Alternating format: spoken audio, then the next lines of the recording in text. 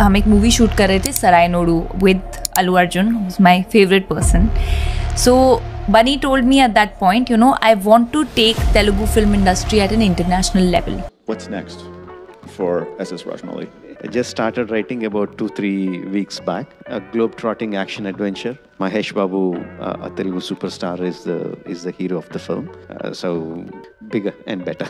सबसे reliable ऑर्मेक्स India के report के अकॉर्डिंग 2024 में इंडियन सिनेमा का gross box office collection 11,833 crore का था, जिसमें से 1,000 करोड़ क्लब में शामिल होने वाली दो फिल्में आती हैं तेलुगु इंडस्ट्री से। जहां पुष्पा 2 ने वर्ल्ड वाइड में 755 करोड़ का कलेक्शन किया होता है, तो कल की 2898 AD 1052 करोड़। इवन दीवारा जैसी फिल्म भी वर्ल्ड वाइड 443 करोड़ का कलेक्शन पोस्ट करती है, तो हनुमान जैसी लेस बजट फिल्म भी 296 करोड़ का। और अगर आप 1000 करोड़ क्लब की फिल्मों की लिस्ट चेक करोगे तो आपको सांड की तरह खड़ी तेलुगु इंडस्ट्री सबसे पहले दिखेगी, जिसने अब तक 1000 करोड़ क्लब वाली फिल्में पोस्ट की है। वहीं बॉलीवुड ने 3, कन्नड़ा ने 1 और तमिल और मलयालम अभी तक खाता खोलने को बैठे हैं। और सिर्फ यही नहीं, अगर आप list of highest grossing south Indian film की तरफ एक बार नजर डालोगे तो आपको दिखेगा कि टॉप 5 में 4 फिल्में तेलुगु इंडस्ट्री की ही है। यहाँ तक हमें तेलुगु इंडस्ट्री का डोमिनेशन साफ साफ दिख रहा है, जहाँ हिंदी मार्केट में घुस के पुष्पा 2 ने 889 करोड़ का ग्रॉस कलेक्शन करके दब तो छोड़ो highest grocer Hindi film ever भी बनी। लेकिन अगर आपको लग रहा है कि तेलुगु इंडस्ट्री बस यहीं पे रुक जाएगी तो आप बिल्कुल ही गलत है, क्योंकि आज हम तेलुगु सिनेमा के कुछ ऐसे अपकमिंग प्रोजेक्ट्स के बारे में भी बात करने वाले हैं जो पूरे इंडियन सिनेमा को रीडिफाइन करने का बूता रखती है और कलेक्शन का वार 1000 से 2000 करोड़ तक ले जाने का और इवन हॉलीवुड को भी कम्पीट करने का बूता रखती है। सो इस वीडियो के बाद आप भी कन्विंस हो जाओगे कि कैसे तेलुगु इंडस्ट्री ना सिर्फ खुद बल्कि एंटायर इंडस्ट्री आई मीन पूरे इंडियन सिनेमा के ग्रोथ में एज अ लीडर काम करने वाली है। तो टॉलीवुड के ग्रैंड अपकमिंग प्रोजेक्ट्स की करते हैं बात। तब तक आप वीडियो को लाइक कर दो, फिर चाहे दिन हो या रात। देखो 3 डिकेड से ज्यादा से पैसे, पावर, फेम एंजॉय करते आ रही बॉलीवुड के घर में घुस के उसे धोबी पछाड़ दे रही तेलुगु इंडस्ट्री के ऊपर हम ऑलरेडी 2-3 वीडियो बना चुके हैं, जिसमें हम बता चुके हैं कि तेलुगु इंडस्ट्री क्यों डोमिनेट कर रही है, जिसपे 8-9 लाख व्यूज भी हैं। लेकिन आज हम तेलुगु सिनेमा कैसे पूरे इंडियन सिनेमा को रीडिफाइन करने वाली है उसको अगले 4 पॉइंट से समझते हैं। Pan India aspirations and market strategy. देखो जहां आज भी तमिल इंडस्ट्री सिर्फ अपनी ऑडियंस के लिए फिल्में बनाती है, थलापति बार बार हेजिटेट करते हैं अपनी फिल्मों को हिंदी में रिलीज करने में। वहीं तेलुगु सिनेमा 2015 में एज अ लीडर सबसे आगे आकर बाहुबली जैसी फिल्म से ना सिर्फ तेलुगु मार्केट के लिए बल्कि बाकी सारी दूसरी इंडस्ट्री के लिए पैन इंडिया का पोर्टल खोल देती है, जिसकी वजह से हमें दूसरी इंडस्ट्रीज लाइक कन्नड़ा से KGF, कांतारा जैसी फिल्में भी पैन इंडिया में बवाल मचाते दिखती हैं। तो दूसरी तरफ मलयालम सिनेमा भी 2024 में अपना लोहा मनवा लेती है और films like Manjummel boys 242 crore का कलेक्शन करती है। सिमिलरली गोट लाइफ 160 करोड़, आवेशम 156 करोड़, प्रेमालू 136 करोड़ का कलेक्शन करके जाती है। और 2025 में इतने सालों में पहली बार L2 इम्पोरान जैसी मलयाली फिल्म 265 करोड़ का कलेक्शन कर पाती है और 300 करोड़ क्लब के बहुत नजदीक जा पाती है। इन सारी दूसरी इंडस्ट्री को यह हौसला कहीं ना कहीं तेलुगु सिनेमा से ही मिला था। साकनिक के रिपोर्ट के अकॉर्डिंग 2025 में अब तक 561 फिल्में रिलीज हुई हैं, जिसका ग्रॉस कलेक्शन 3223.41 करोड़ का है, जिसमें से मेजर कंट्रीब्यूशन हिंदी फिल्मों का रहा है। बॉलीवुड ने 1187 करोड़ का कलेक्शन किया है बिकॉज ऑफ छावा, तो तेलुगु ने 650 करोड़ का। लेकिन 2025 के एंड होते होते 2024 की तरह ही ये नंबर पूरी तरह से पलट भी सकता है, क्योंकि 2025 की बात करें तो तेलुगु सिनेमा से कनप्पा जैसी एक स्क्रिप्चर बेस्ड कंटेंट आने वाली है, जिसमें प्रभास, अक्षय कुमार, मोहनलाल जैसे स्टार कास्ट है। और अगर हनुमान जैसी less budget film 300 crore touch कर सकती है तो कनप्पा कितना कलेक्शन कर पाएगी वो आप हमें कमेंट करके बताना।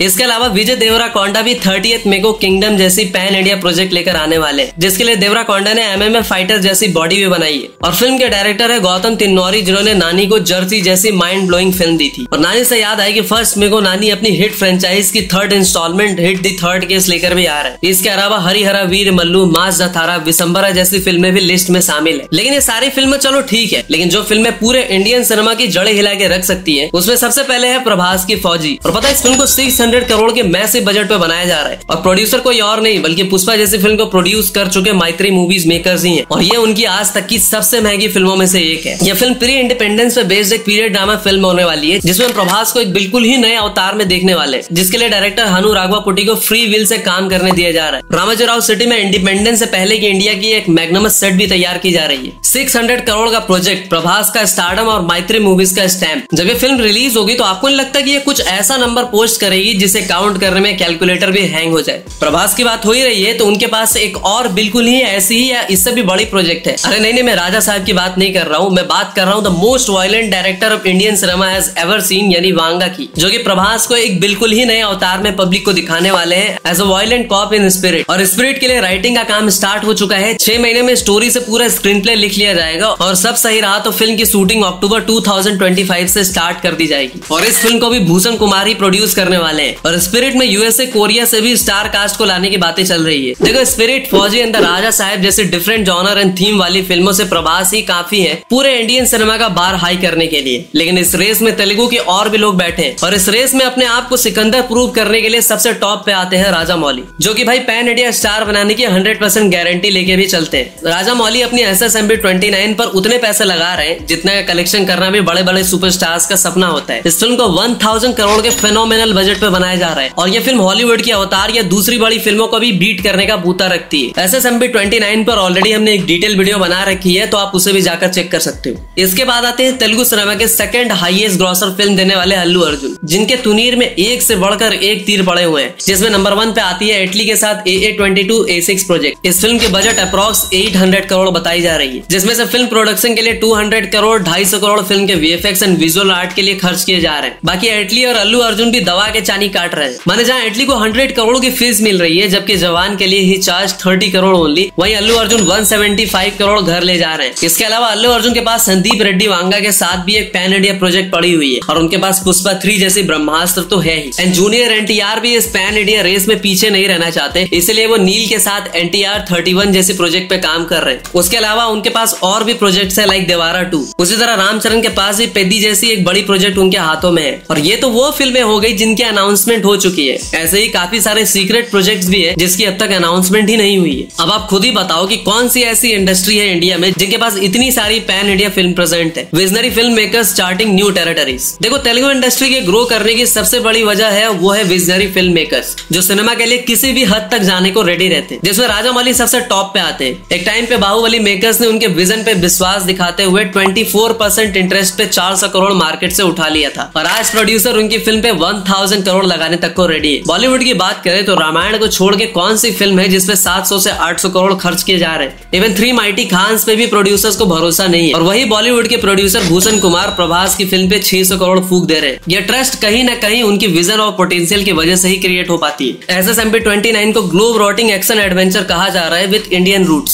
संदीप रेड्डी वांगा जैसा डायरेक्टर डॉन ली को फिल्म में कास्ट करने का बूता रख रहा है। नाग अश्विन जैसा डायरेक्टर हमें कल्कि 2898 जैसी डिस्टोपियन वर्ल्ड एक्सपीरियंस करा रहा है और कल्कि 2898 AD कॉमिक कॉन के स्टेज पे जाने वाली पहली फिल्म भी बन रही है। जापान जैसी कंट्रीज में तेलुगु फिल्मों को नेशनल टीवी पे चलाया जा रहा है। रामचरण के ब्रांड का बिस्किट मिल रहा है, तो वही सिमिलरली प्रभास और जूनियर NTR भी वहाँ बहुत पॉपुलर स्टार माने जा रहे हैं। इवन महाभारत जैसी प्रोजेक्ट के लिए राजा मौली कहते हैं कि उन्हें 6 से 10 साल का टाइम लगेगा इस फिल्म को बनाने में, जिसमें से 1 से 1.5 साल तो वो सिर्फ इंडिया में अवेलेबल सारे महाभारत के वर्जन्स पढ़ने में निकाल देंगे। उसके बाद वो महाभारत को 10 पार्ट्स में बनाएंगे।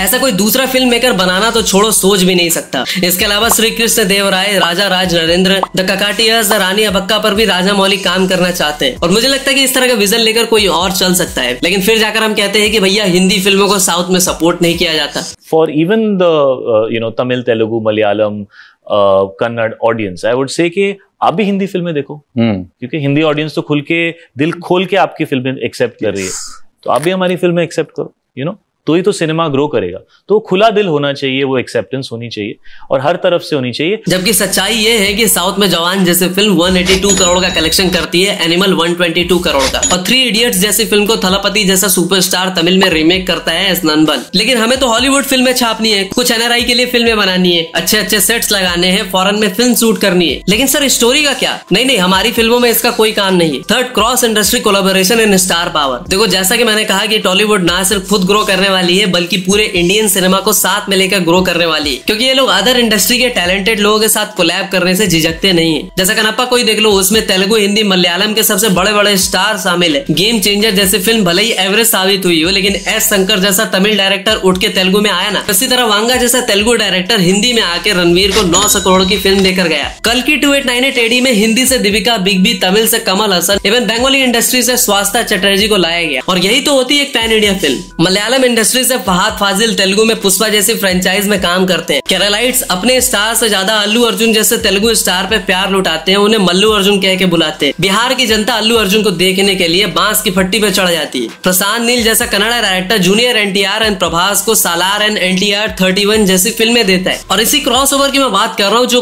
और कोई भी इंडस्ट्री करने में फेल हो जा रही है। Let's not call ourselves Telugu film industry or Hindi film industry or something like that. That's what Tarak and Charan were also talking about. My thing was like, here, Indian film industry making a film in Telugu language. Yes. Principally making in Telugu language. Right.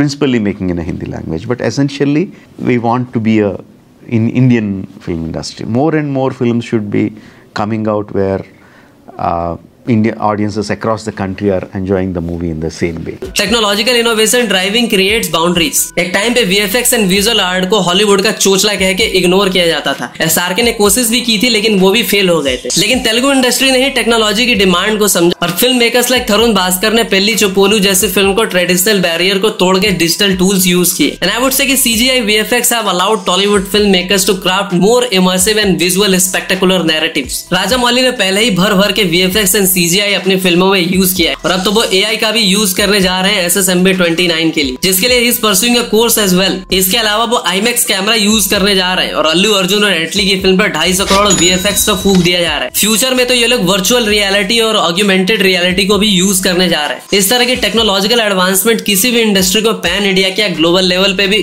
Hollywood या दूसरी industry को भी compete या beat करने में जरूर मदद करने वाली है। सो वीडियो के कंक्लूजन में मैं यही कह सकता हूँ कि फ्यूचर ऑफ इंडियन सिनेमा बहुत ही रिस्पॉन्सिबल हाथों में और तेलुगु सिनेमा जल्द ही फेस ऑफ इंडियन सिनेमा भी बनने जा रही है, जिसमें उनकी unique story telling, stardom and mass appeal, crazy batch of directors and risk taking ability उनकी भरपूर मदद करने वाली है। वेल, आप इस टॉपिक पर क्या सोचते हो कमेंट में बताओ। कोई टॉपिक सजेशन हो तो वो भी बताओ। अभी पब्लिक डिमांड पे वीडियोस आ रही है, तो जिस टॉपिक पे सबसे ज्यादा डिमांड रहेगी उस पर वीडियो जरूर लाएंगे। तो मिलते हैं अगली वीडियो में, तब तक के लिए हर हर महादेव।